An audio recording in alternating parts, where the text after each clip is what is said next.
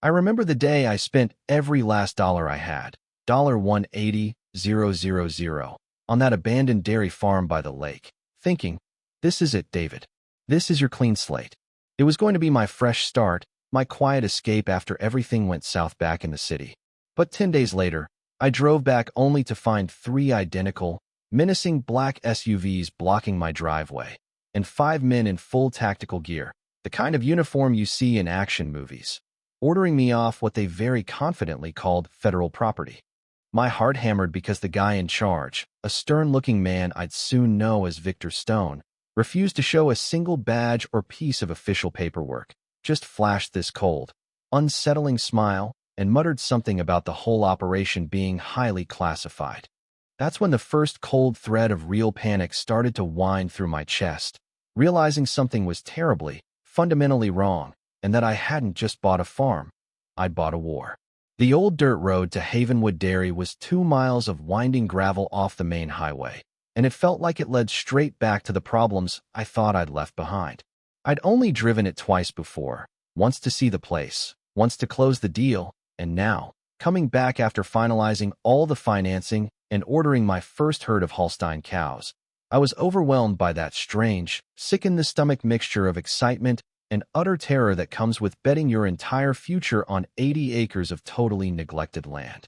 The September sun was hanging low, casting those long, blue shadows across the valley, and the dust plume behind my beat-up old Ford pickup felt like a spotlight. But as I rounded the last bend, the excitement vanished. The main gate, the heavy iron gate I'd secured with a thick chain and the biggest padlock I could find, was standing wide open. The chain wasn't just broken. It was cut clean through, smooth and deliberate. This wasn't some local kid looking for scrap metal. This was professional, focused, and organized. My chest tightened, but I tried to tell myself, calm down, David. Maybe it was just kids.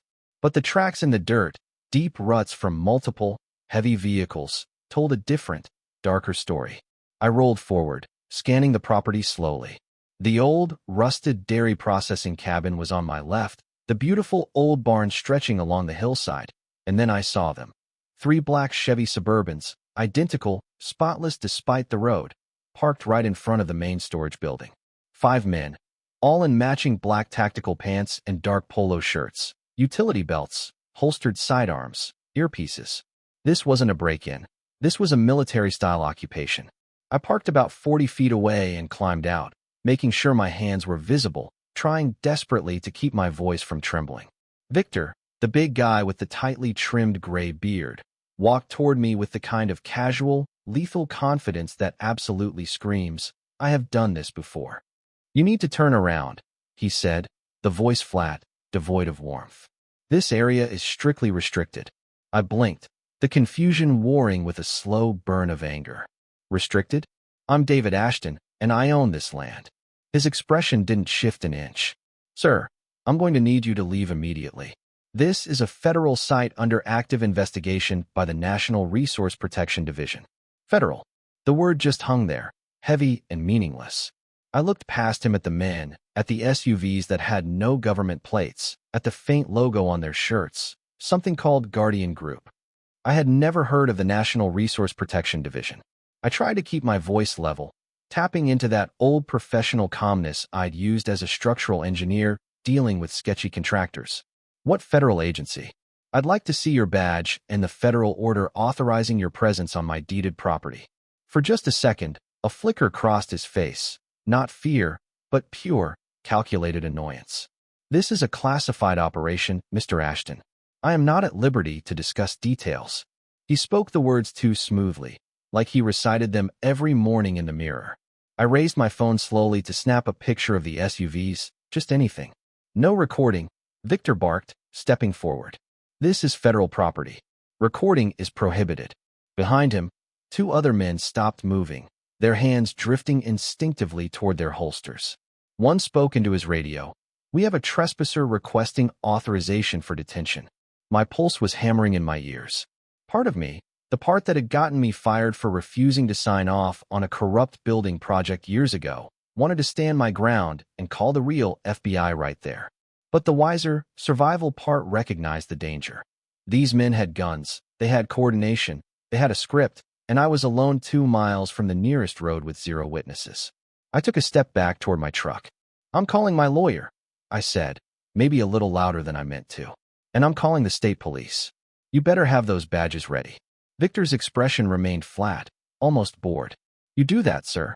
In the meantime, do not return to this location. Violation of a federal exclusion zone carries a penalty of up to 5 years imprisonment." I climbed back into my truck, hands genuinely shaking, and started the engine. As I backed up, I watched them in my rearview mirror. They weren't scrambling or nervous. They just stood there, watching me leave like they were waiting for the delivery guy. I drove a mile down the dirt road before I had to pull over completely. My breath was coming in short bursts, and I couldn't hold the wheel steady. I called 911, explaining the men, the guns, the federal claims, and the dispatcher just listened patiently, then said the words that made my stomach drop. "Sir, if they are federal agents, we don't have jurisdiction. You'll need to contact the FBI field office directly." I spent the next 2 hours in the fading light, running search after search on my phone. National Resource Protection Division. Nothing. Not on any official government website. Nowhere. I tried different variations. Nothing. But by 3 a.m., sitting in a cheap motel room with a buzzing neon sign outside, I found one relevant hit. A business registration for Guardian Group LLC in Nevada. It was listed as a private security company. Owner, Victor Stone. Not a federal agency, but a private mercenary firm. I screenshotted everything, saved it to 3 different cloud drives, realizing with a cold certainty. They were not who they claimed to be, and I had just walked into something terrifying. The next morning, I drove straight to the county clerk's office. I needed confirmation. The clerk, an older lady named Margaret with reading glasses hanging on a beaded chain, checked the records for my parcel for 47B, Havenwood Dairy. "Nothing here," she finally said, frowning slightly. "No federal orders, no liens, no encumbrances. Property's clean as of your purchase date." Relief and a new wave of confusion hit me. "Are you sure? No agency has filed anything in the last 2 weeks." She shook her head. "Honey, if the feds put an order on land, it goes through us first." But then she leaned in, lowering her voice. "Now, there was a mining company in here about 3 weeks ago. Omnitech Corporation. They were asking for geological survey records from the 80s. Mineral surveys. Omnitech. The name meant nothing to me, but I filed it away, sliding Margaret 220s for expedited service to pull those old, dusty records. My phone buzzed as I stepped outside. Unknown number. I answered. The voice was calm, measured, and professional. The real FBI, returning my desperate inquiry from the night before. I gave them Victor Stone's name, described the scene, and mentioned the National Resource Protection Division. The agent paused. Then, "Sir, we have no agent by that name in our system, and there is no division called National Resource Protection within the Bureau." My throat tightened. So, they were officially fake. The real FBI advised me to file a formal complaint, which would take 10 to 14 business days to process. They weren't going to help fast enough. The sheriff's department was next. Deputy Jenkins listened patiently, took notes, and then looked up at me with genuine sympathy. "Mr. Ashton, I believe you, but if they're claiming federal authority, we can't just roll up there and arrest them. We need confirmation they're fake first, and that takes time. Plus, if Omnitech is involved, things get complicated fast. Their lawyers have buried 3 local landowners in the last 2 years. The system was failing me at every turn." I sat in my truck, feeling the anger, the fear, and the exhaustion collide. I knew I needed to hear a familiar voice, even though I dreaded the conversation. I called Sarah, my ex-wife. Her voice was cautious, like she wasn't sure if this was an emergency or just me being reckless again. When I told her everything, the men, the guns, the threats, she was quiet for a long time. Then, quietly, "David, you need to sell that land. Take the loss and walk away. You remember what happened last time you fought City Hall, right? You lost your job, your reputation. Don't do this again." I wanted to argue, but the truth was I wasn't sure it was different. "I just wanted you to know what's happening," I mumbled, "in case something goes wrong." She promised me I would be careful, even though I knew I couldn't keep that promise. Right after we hung up, my phone buzzed again. Unknown number. I answered. The voice was distorted, digitized, cold. "Mr. Ashton, You've been making a lot of calls, asking a lot of questions. My blood ran cold. They'd been watching. $250,000, cash. We'll buy your property, no questions asked. Almost double what you paid. Take it. Walk away. Everybody wins. I gripped the phone tighter. And if I don't? There was a pause, just long enough to let the silence do its work. Then we can't guarantee your safety. You're making trouble for people who don't appreciate trouble. 48 hours, Mr. Ashton. Think carefully. The line went dead. They knew my number, how much I paid, and they were willing to pay me off to disappear. That meant whatever was on that land was worth a hell of a lot more than $250,000. The lawyer's office was above a hardware store. I found Ms. Eleanor Vance through a quick search, the only attorney in town known for fighting big corporations. She was in her late 50s, silver-haired, with sharp eyes and posture that screamed efficiency. I told her the whole story, from the purchase to the threat call. When I finished, she dropped a thick folder on the desk between us. "You've stumbled into a classic Omnitech playbook," she stated, her voice grim. "They're a massive mining conglomerate. They identify land with valuable mineral deposits. Wait until the property is vulnerable, and then move in with pressure tactics, plausible deniability, hired contractors like your friends at Guardian Group." She showed me clippings. A rancher in Montana who refused to sell died 2 weeks later in a single-vehicle collision on a straight road. My mouth went dry, and they got away with it. She nodded slowly. Every time. They create layers of separation. Shell companies, subcontractors. By the time you trace the money, the trail is cold. I pulled out my phone, showing her the screenshot of Guardian Group registered to Victor Stone. "Then how do we stop them?" She leaned forward. "We gather evidence. Real, documented, irrefutable evidence that connects Omnitech to Guardian Group and Guardian Group to the illegal occupation of your land." She pulled up a map of the valley, tracing a line across my property, the Twin Peaks Ridge. 30 years ago, they suspected lithium deposits. Now, with modern technology, she turned back to me. Lithium is worth more than gold. A significant deposit under your land could be worth $200 to $300 million. The number hit me like a physical blow. They were trying to steal $300 million.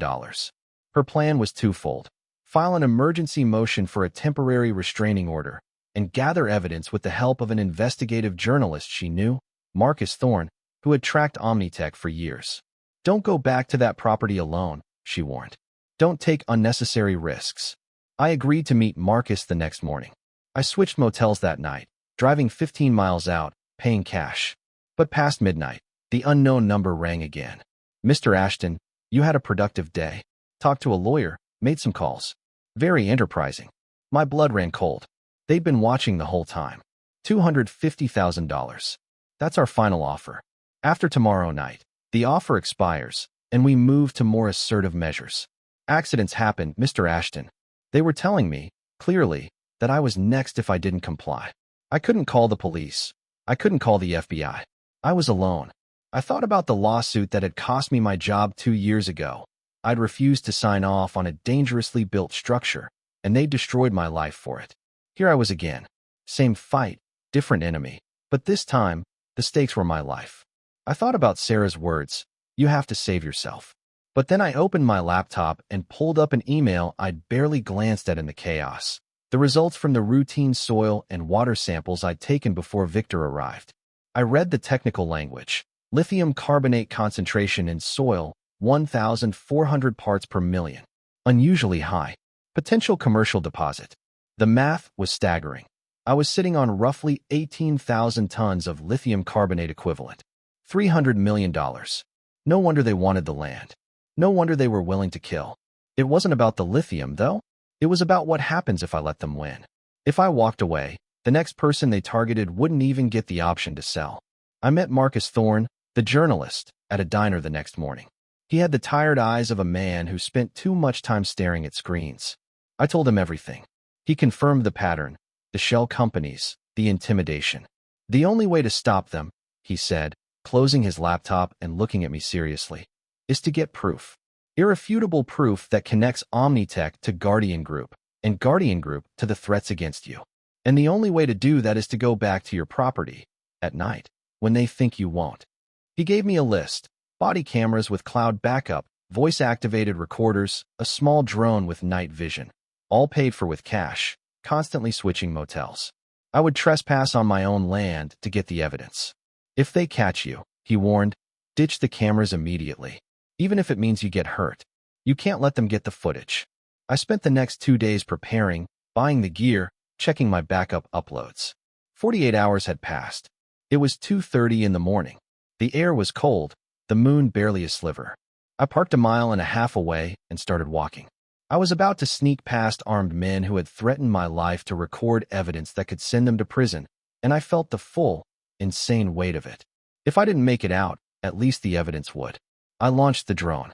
From 200 feet up, I saw the compound. Lights on in the cabin, 2 SUVs. But the drone showed me something else, something that made my blood turn to ice. Fresh drill holes, core samples scattered near the old well, and a small floating platform with aquatic drilling equipment on the lake. They weren't just occupying my land. They were actively extracting samples, mapping the deposit. This was theft in progress. I crept toward the dairy cabin, body cameras running, audio recorder in my pocket.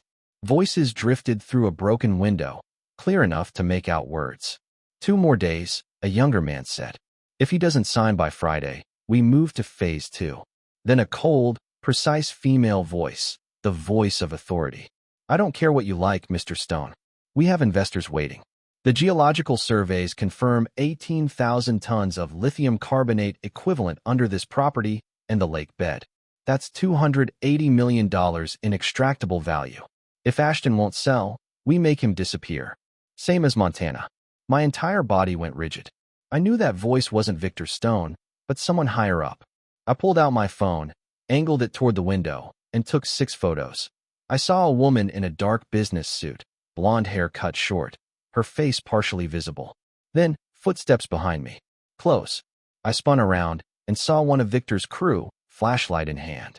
He hadn't seen me yet, but he would in 5 seconds. I broke for the old cattle pens, moving low, hitting the dirt. The flashlight beam swept past. I held my breath. The guard walked past, radio crackling. South perimeter clear. I waited 3 full minutes before I moved again, my hands shaking so badly I could barely grip my phone. I had the photos, I had the audio, the woman's voice admitting to murder and conspiracy. Now I just needed to get out. As I started backing away, my phone buzzed in my pocket. A loud, unmistakable vibration. I'd forgotten to turn off notifications. Inside the cabin, someone shouted, "You hear that?" Flashlights blazed. The porch door slammed open. There, by the pens. I ran. No more stealth, just pure adrenaline. A gunshot cracked the night, the bullet whining past somewhere to my left. I didn't slow down, crashing through the underbrush. Another gunshot, farther away. I hit the logging road, found my truck, and floored it. I was a mile away when I finally allowed myself to believe I'd made it. My body shaking, my jacket torn, but everything uploaded to the cloud. I had the evidence. I drove straight to Eleanor Vance's office, calling her cell phone from the parking lot. "I got it all," I said, my voice hoarse. She arrived in 20 minutes, followed by Marcus Thorne. We spread everything out on her conference table, the photos, the cloud links to the audio recordings. Marcus pulled up the enhanced images. And there, in the center of it all, was the smoking gun. The woman's voice on the recording, crystal clear, admitting to murder and conspiracy. Marcus immediately ran facial recognition on the photo. 2 minutes later, the result populated his screen. Scarlett Davies, Director of Resource Acquisition for Omnitech Corporation. The lawyer was already typing, filing an emergency motion with the federal court, restraining order against Omnitech, Guardian Group, and Scarlett Davies, and sending everything to the FBI with formal complaints of impersonating federal officers and conspiracy to commit murder. Marcus nodded. "I'm publishing in 6 hours. Front page. Omnitech executive caught on tape ordering murder to seize $300 million lithium deposit." By 6 a.m., everything was filed. By 7:30, Marcus's article went live. By 9:45, the call I'd been waiting for. "Mr. Ashton, we've reviewed your evidence. We're dispatching a tactical team to your property within the hour." I nearly collapsed with relief. The FBI arrived at Havenwood Dairy with 20 agents. Victor Stone and his 4 crew members were arrested on site. Scarlett Davies was picked up at a hotel 30 miles away, trying to leave town. Photos of her in handcuffs went viral within minutes. Omnitech stock dropped 15%, and their CEO quickly resigned. 8 months later, I stood on the dock I'd rebuilt at the edge of Clearwater Lake, watching the sunset. Victor Stone got 10 years for impersonating a federal officer, extortion, and assault. His crew got 4 to 6 years. And Scarlett Davies? 18 years. The judge called it a criminal conspiracy of breathtaking audacity and callousness. Omnitech paid $75 million in fines and settlements, $30 million of which went to victims from Montana, Colorado, and Arizona. I received $3.2 million in compensatory and punitive damages, enough to rebuild the farm, pay off every debt, and keep this place running for decades. But I didn't touch the lithium. That fortune, worth hundreds of millions, stayed right where it was. I donated the mineral rights to a conservation trust, with strict stipulations that the lithium could only be extracted sustainably, and profits used for environmental restoration. I wasn't going to become Scarlett Davies. 6 states passed new legislation increasing penalties for impersonating federal officers in land disputes. The law was informally called the Ashton Act. Marcus Thorne won awards and was writing a book. And I started free workshops twice a year on land rights and legal self-defense, giving other people the tools to fight back. Standing there, watching the cows graze, the lake calm, the breeze carrying pine and water, I realized this was my land, defended and mine. I had done the right thing, and that was enough. So, that's the story of how my $180,000 farm nearly cost me my life, but ultimately helped bring down a multi-million-dollar corporate conspiracy. Tell me, if you had been me, knowing the stakes, would you have taken the $250,000 and walked away, choosing survival? Or would you have risked everything to fight a battle you had no guarantee of winning? More importantly, if you inherited a $300 million lithium deposit after seeing what that greed did to people, would you have sold it or given it away? Let me know your thoughts in the comments below. Don't forget to like this video, share it, and hit that subscribe button to join us for more stories from the front lines of personal freedom.